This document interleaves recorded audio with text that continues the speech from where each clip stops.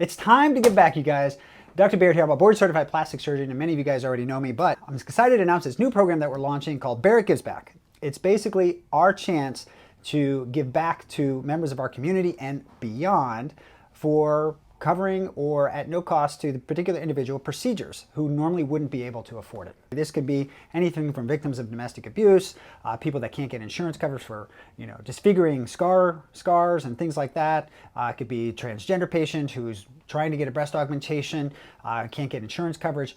Any types of these situations, okay? So if you are you think you might be a good candidate for this, or you know of somebody that might be a particular candidate, please let us know. We're gonna have some contact information, some details to follow. You guys get really excited about this. We're all really excited about it here because here's our chance to really kind of extend our reach to those of you who couldn't normally or might not normally think that they could get these things done. We want people to feel really good about their bodies, and that's what we do here. You guys, thanks for watching, and again, submit those entries, pass on the word. We can't wait to start looking at these entries and helping out those individuals. And this is going to be an ongoing thing, not just a one-time thing, okay? So keep that in mind, that we're going to try to do this as often as we can, and thank you guys for your support.